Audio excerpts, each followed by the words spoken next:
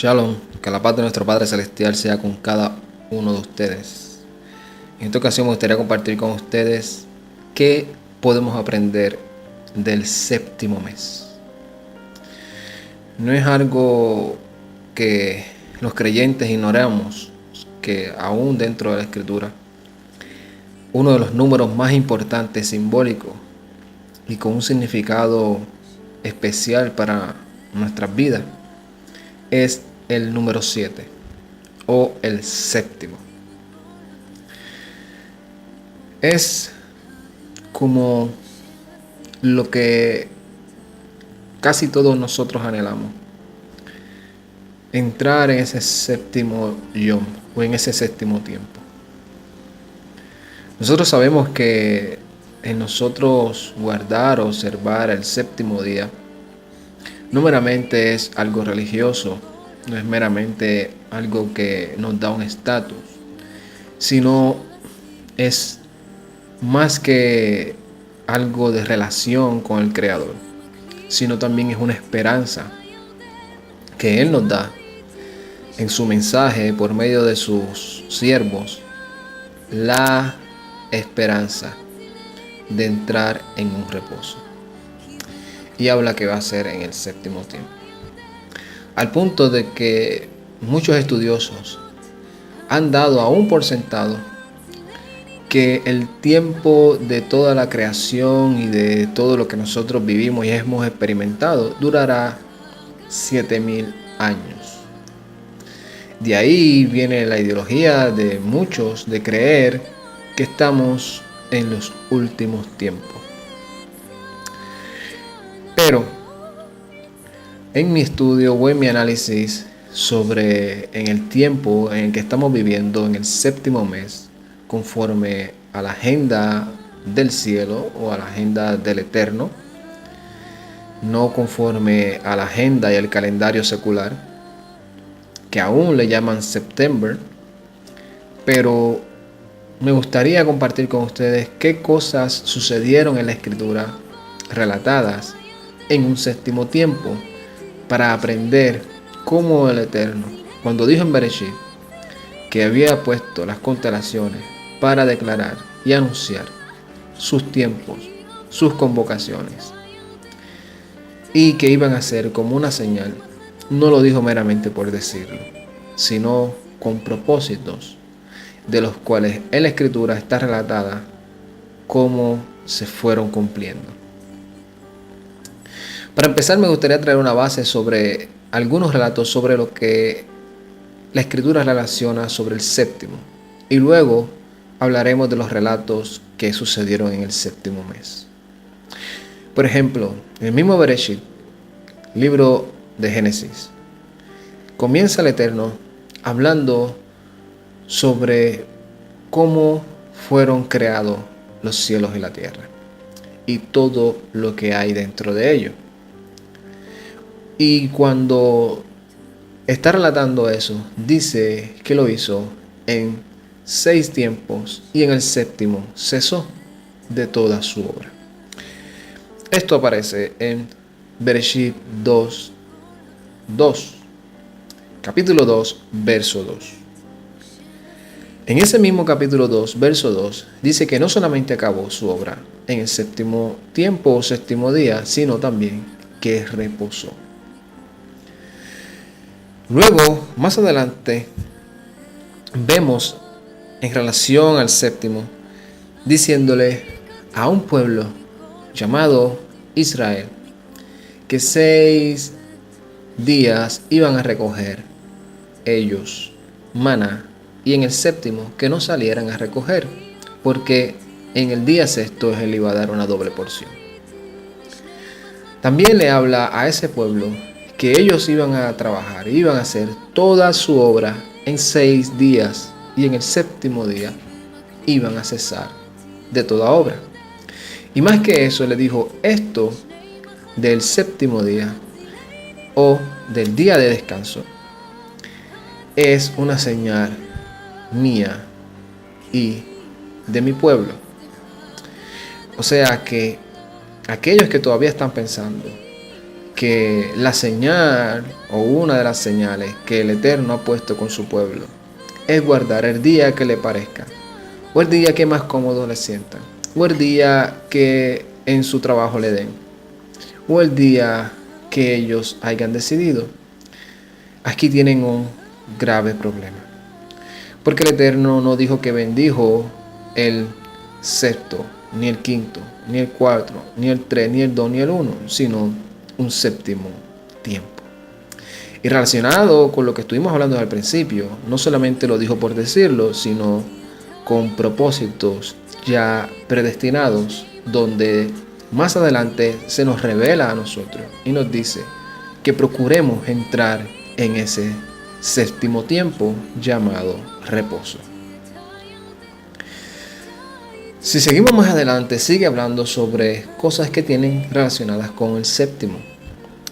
Como, por ejemplo, dice la Escritura, el Eterno, hablando del pueblo de Israel, por medio de Moshe, que 6 años un siervo o un esclavo le va a servir a un amo, y el séptimo año ese amo tiene el mandato del Eterno de darle libertad. También habla de que 6 años también ellos iban a labrar la tierra y iban a sacarle todo el producto o todo el beneficio a la tierra, pero en el séptimo año ellos iban a tener que dejar la tierra para que la tierra cesara. Cada uno de estos mandamientos que hemos estado hablando, si los resumimos, podemos llegar a la deducción que hablan de libertad. Darle libertad al hombre para que el hombre pueda tener un balance y una relación con su Creador y perfeccionarse, ensayar y prepararse para el tiempo anunciado.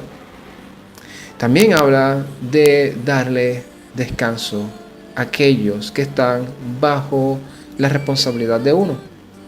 Y no solamente hablaba de darle descanso en un séptimo día al siervo, a la sierva, a los animales y a todo lo que estaba bajo tu autoridad, sino también darle libertad con el propósito de que la persona durante esos 6 años pudiera recapitalizar lo que había perdido y una vez saliera pudiera ser autosustentable.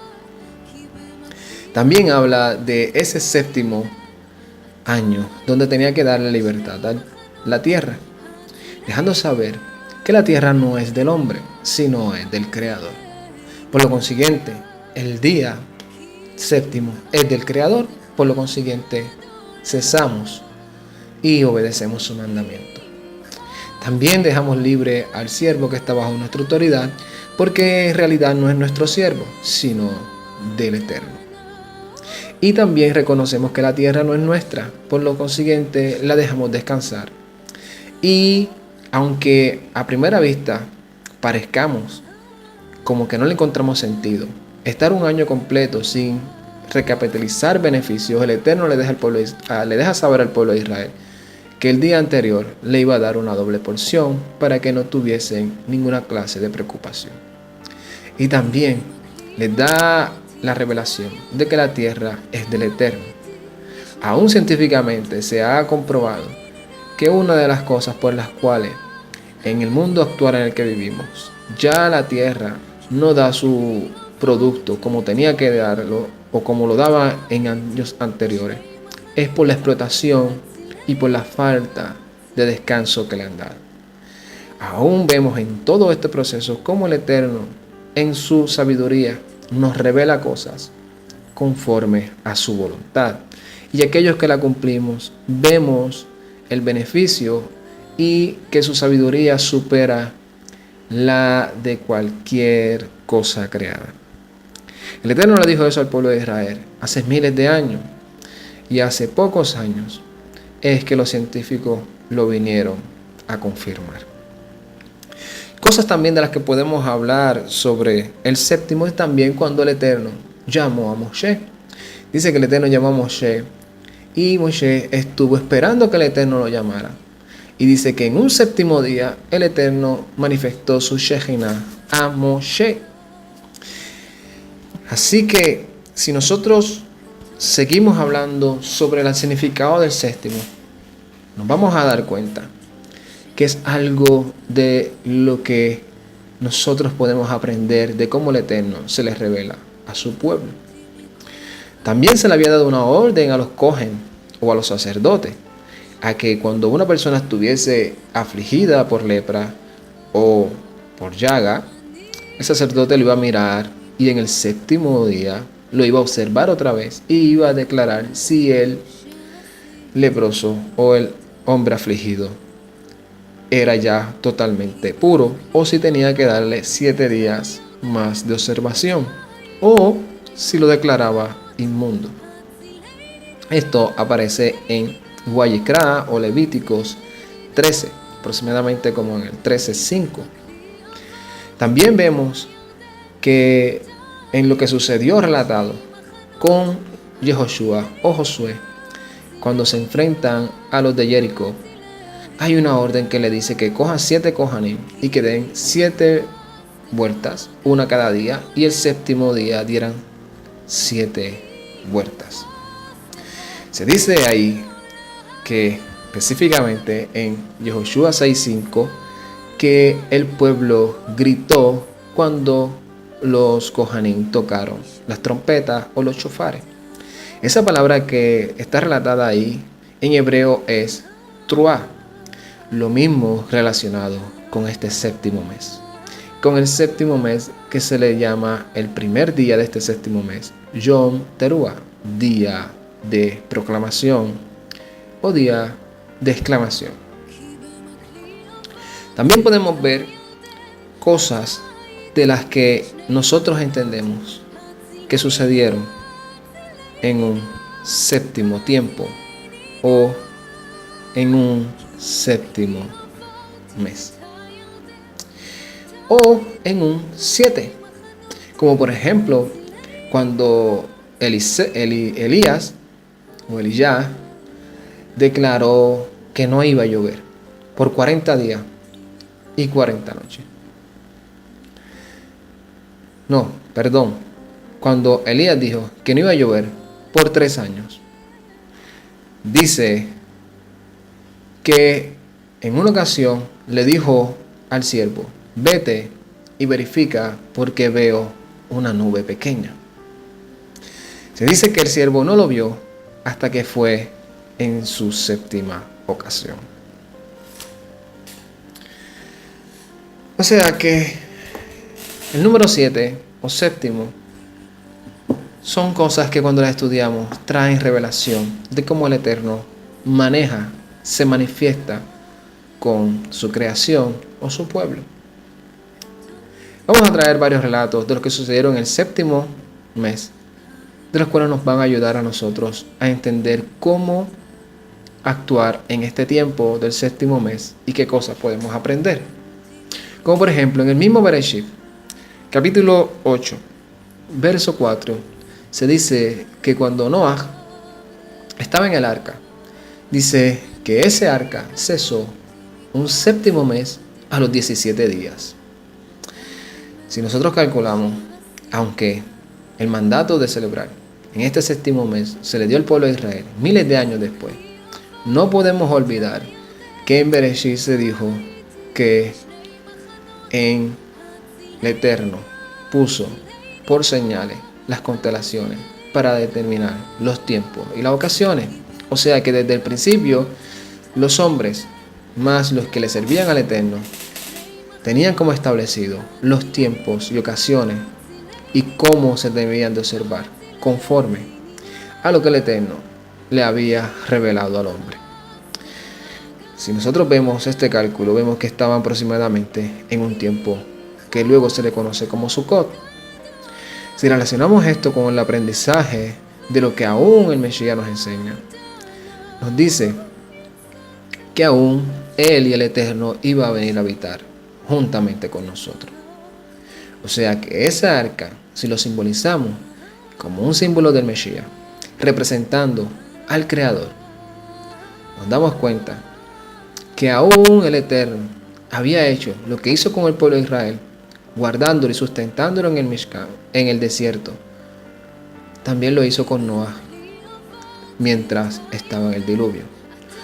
Por eso es que los demás no pudieron salvarse, porque no estaban bajo el azúcar, que es inconmovible.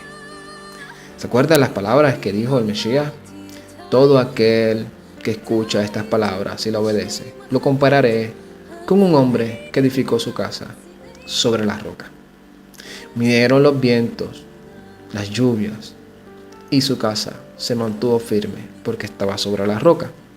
O sea, estaba bajo el azúcar de el Eterno. Y ese azúcar nosotros sabemos que es el Mesías, su Hijo amado. Y aquellos que no lo hicieron, ni escucharon su voz, ni lo obedecieron. O tal vez la escucharon, pero no la obedecieron como Él lo estableció. Sufrieron los daños y su ruina fue grande. En este séptimo mes también podemos ver cómo el Eterno en todo esto habla sobre Sukkah, tabernáculo, y sobre Mishkan, o sobre el templo, que también simboliza la cobertura del Eterno. Por ejemplo, si nosotros leemos 2 de Crónicas 5, 2 y 3 y 12 al 14, dice de la siguiente manera: entonces Shlomo reunió en Jerusalén a los ancianos de Israel y a todos los príncipes de las tribus, los jefes de la familia de los hijos de Israel, para que trajesen el arca del pacto de Yuhewahei, de la ciudad de David, que es Sión. Y se congregaron con el rey todos los varones de Israel para la Mikras Kodesh, o la convocación santa o fiesta solemne del séptimo mes de el HaKodesh Ashbi'i. Y los levitas o los Kohanim, cantores, todos los de Saf, todos los de Emam y los de Jedutum, juntamente con sus hijos y sus hermanos, vestidos de lino fino, estaban con címbalos y salterios y arpas al oriente del altar, y con ellos 120 Kohanim que tocaban chofares. Cuando sonaban pues los chofares, y cantaban todos a una para alabar y dar gracias a Yuhewahei. Y a medida que alzaban la voz con trompetas y címbalos y otros instrumentos de música, y alababan a Yuhewahei diciendo: porque bueno es, porque su misericordia es para siempre. Aleluya. Hasta el perro canta. Entonces la casa se llenó de una nube, la casa de Yuhewahei, y no podían los Kohanim estar allí para ministrar por causa de la nube, porque la Shejinah de Yuhewahei había llenado la casa de Elohim.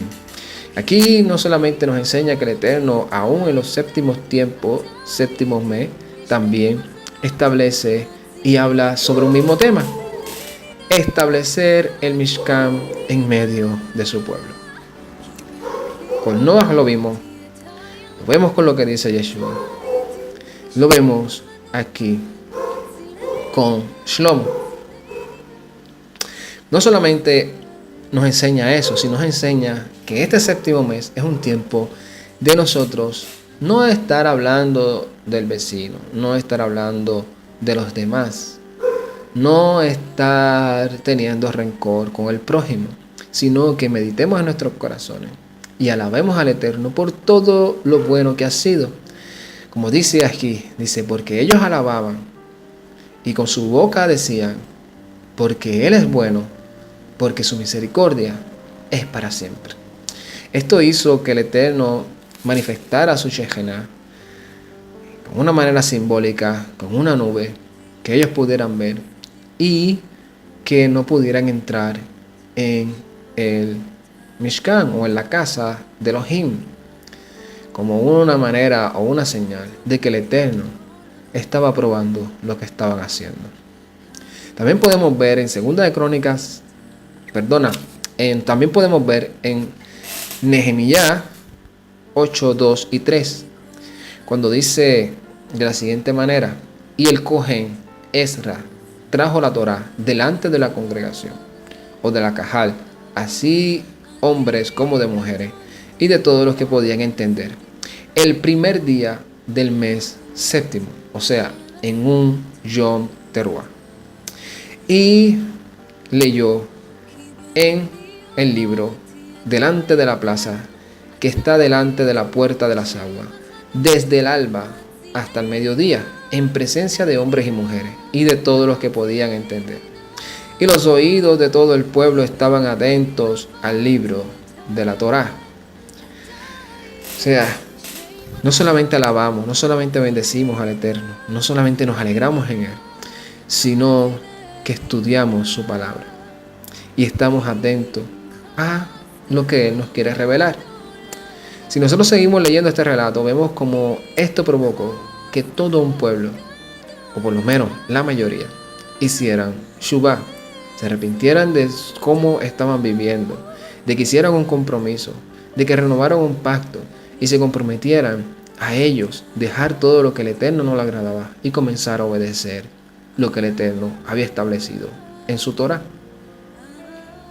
Esto que nosotros conocemos como Shuvah o arrepentimiento genuino es algo también que aún Shlomo, cuando inauguró el Mishkan, hizo en su tefilá. Dijo: no importando dónde esté el pueblo, si ellos se vuelven a ti de todo su corazón, con toda su alma y con toda su fuerza, tú oirás su tefilá y los restaurarás. Dentro de muchos grupos, aún religiosos, leen esto, se emocionan y comprenden realmente que fue algo genuino. Sin embargo, pasan por alto que esa Shuvah estaba totalmente ligada a la obediencia a la Torah, que era diciendo: ya hemos reconocido que hemos quebrantado esa Torah y ahora nos arrepentimos de haber quebrantado la Torah, la palabra del Eterno, y hemos decidido desde hoy empezar a obedecerla. No era meramente un arrepentimiento de emoción y sentimiento y de que me duele lo que hice, pero sigo haciendo luego lo que a mí me parece. O de que dejo de hacer algo para luego hacer otra cosa que a mí me parece que es lo correcto. No. Es: reconozco que he hecho lo malo y eso que está malo, reconozco que fue desobedecer tu palabra, tu Torah. Y ahora reconozco que lo único que yo entiendo que es hacer lo bueno es lo que tú me has establecido. Y lo que tú me has establecido es que escuche tu palabra y la obedezca. Y esa palabra es su Torah, o como traducida en el castellano se llama ley. Eso fue lo que sucedió con este hombre llamado Zakai, como muchos lo conocen, Zaqueo. Este hombre, cuando hizo Shuvah, lo que dijo fue: yo devolveré 4 veces todo lo que he defraudado. Esto muchas personas que no conocen la Torah no se dan cuenta que lo que está es cumpliendo un mandamiento que la Torah estableció que tenía que hacer un hombre cuando defraudara a su prójimo. Por eso fue que Yeshua proclamó y dijo: hoy ha venido la salvación a este hogar, por cuanto él es hijo de Abraham. Porque Abraham conocía la revelación del Eterno y sabía qué tenía que hacer en estas cosas. Por eso es que también Yeshua, por medio de sus talmidim, o por medio de sus embajadores, o los que él envió, también los conocemos como apóstoles, dijeron esos apóstoles que todo aquel que hace Teshuvah y que obedece al Eterno es de la simiente de el Mesías. Y si es simiente de Mesías, es descendiente de Abraham. O sea, que estamos siguiendo las pisadas de aquellos que siguieron el camino de la vida. También podemos ver cómo en un 7º mes el Mesías también reveló algo a sus discípulos.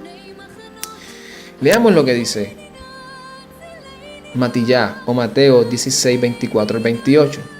Dice: entonces Yeshua dijo a sus talmidim: si alguno quiere venir en pos de mí, niéguese a sí mismo, tome su madero y sígame.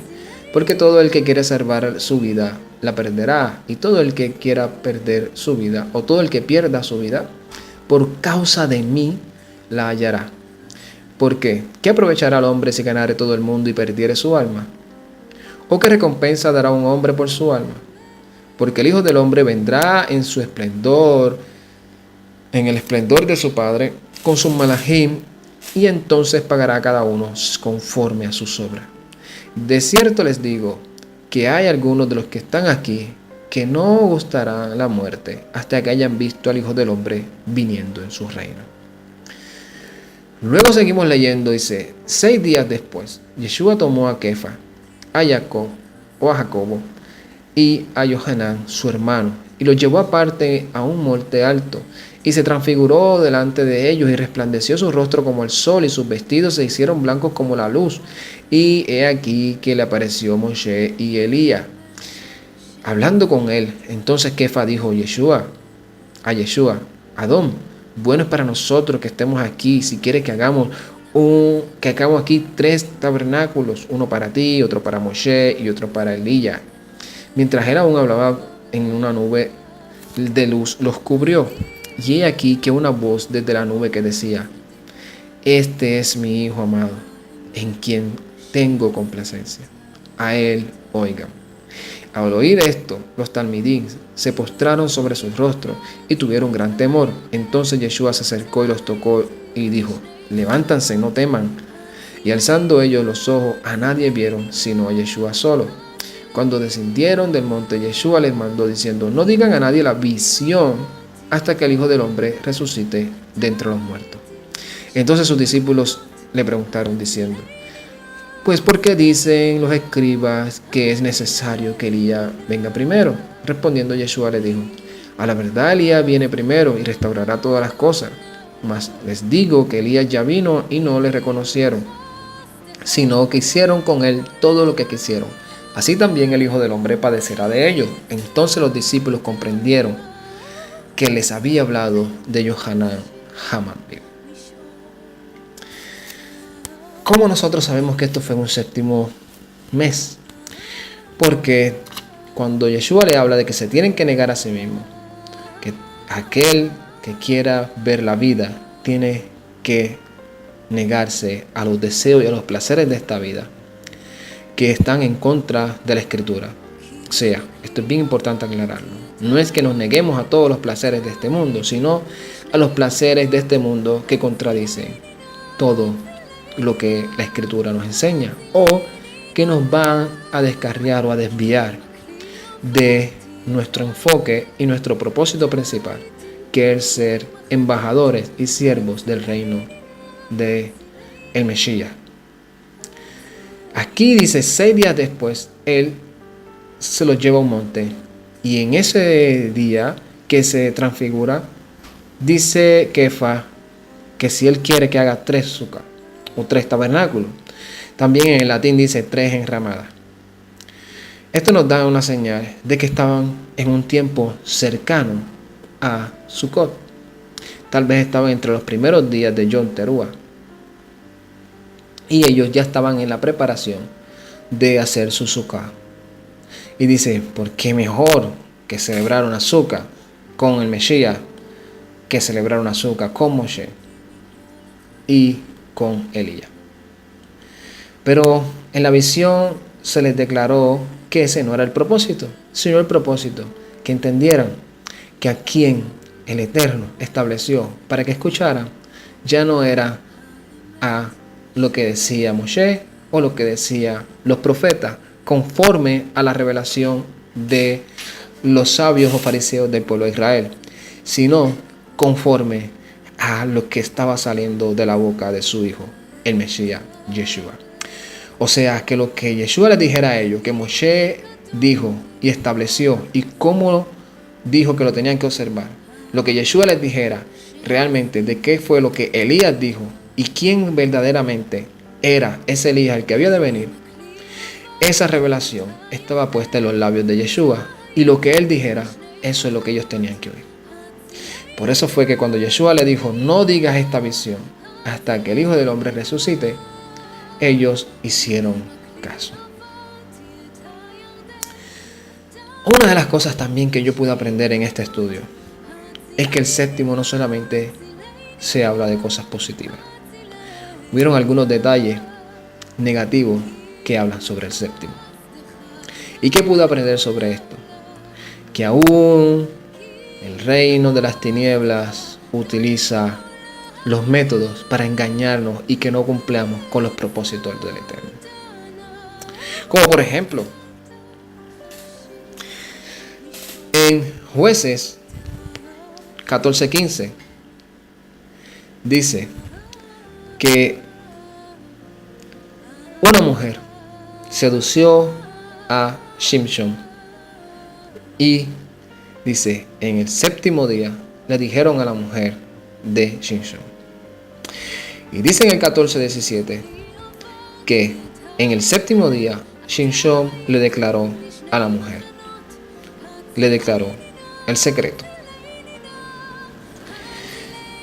También habla, por ejemplo, en Jeremías 41:1, que en un séptimo mes Ismael fue con los que le seguían y le dio muerte a aquel a quien Nabucodonosor había puesto como gobernador del pueblo. O sea, que tenemos que reconocer que aún este séptimo mes, en que el Eterno nos ha dejado saber que es un tiempo de grito, de júbilo, de exclamación de su palabra, de gozo por lo que Él ha hecho, de reconocer que en estos tiempos es donde Él establece su juicio o varios de sus juicios, donde Él también ha profetizado que en estos tiempos, en los tiempos donde se tocan las trompetas, donde se tocan los shofares, y es más o menos parecido a lo que sale aún hablado por el Mesías, relacionado, y lo que también el Mesías le revela a Yohanan en Hidgalú o en Apocalipsis, sobre que iban a tocar los shofares.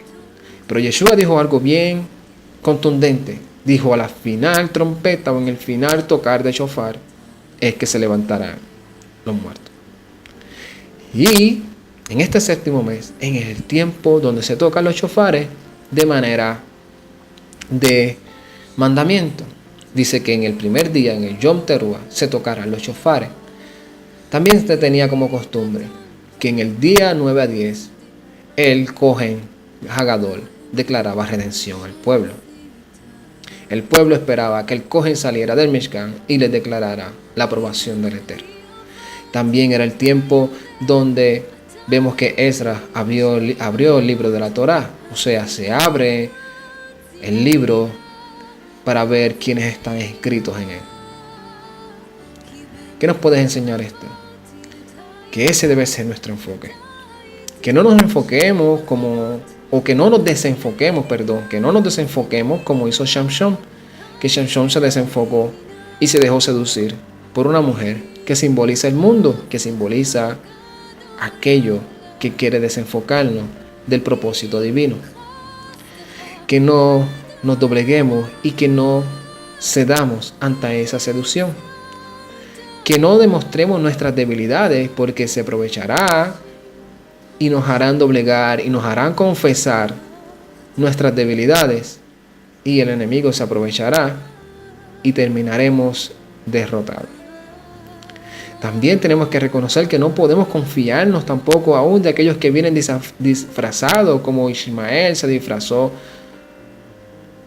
y dice que en un séptimo mes fue para allá, de manera en la cual yo me puedo imaginar pensando, diciendo, voy a venir, este es un tiempo de alegría, es un tiempo de confianza, un tiempo donde el espíritu de todos los que están celebrando esta festividad en este tiempo es un espíritu de confianza, de alegría, de arrepentimiento, de perdón. Y así vienen muchas personas y vienen muchas pruebas disfrazadas de buenas oportunidades o de buenos amigos, con el fin de destruir lo que ya hemos construido. Que este séptimo mes nosotros podamos enfocarnos en alabar al Eterno y reconocer que Él es bueno y que para siempre es su misericordia. Que podamos reconocer que sí, tenemos que perdonar a nuestro hermano cuando genuinamente viene hacia nosotros. Un perdón genuino debe también traer un arrepentimiento genuino. Eso fue lo que en una ocasión Kefa preguntó al Mesías. Dice Mateo o Matillá 18, 21, 22 que Kefa se le acercó al Adón y le dijo: ¿cuántas veces perdonaré a mi hermano que peque contra mí? Y Yeshua le dijo: hasta 7. Él le preguntó: hasta 7. Y Yeshua le dijo: no te digo hasta 7, sino hasta 70 veces 7.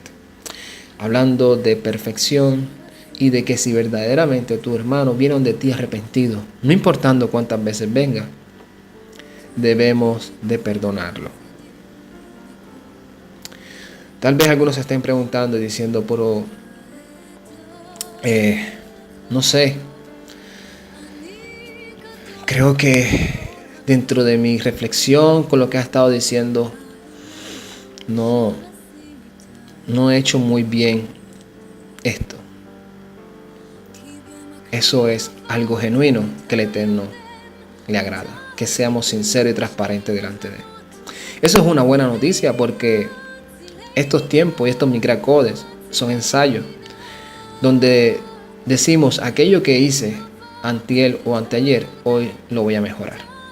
O sea que si los anteriores séptimos mes nosotros no lo hemos hecho de manera correcta, este es un tiempo de mejorarlo. Porque así como nosotros perdonamos a los demás, el Eterno nos perdona.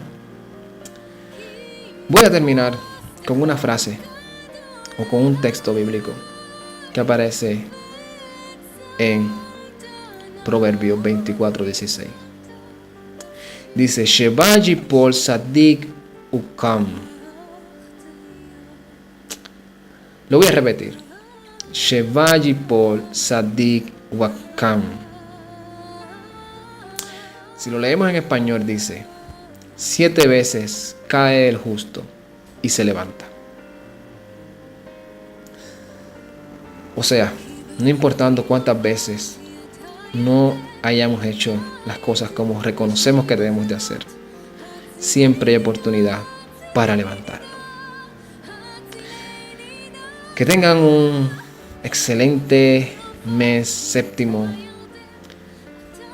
reconociendo las bondades del Eterno. Que podamos alegrarnos aún en el tiempo de Yom Kippur, del cual vamos a estar hablando un poco sobre cómo yo celebro Yom Kippur y la actitud que yo considero que deberíamos de tener. Que tengamos un excelente también Sukkot de 7 días. Que nos acordemos que no importando cuántas veces nos caigamos, el Eterno siempre está ahí para levantarnos. Shalom, Ubrajá, Lekolam. Paz y bendiciones a cada uno de ustedes. Ay, date.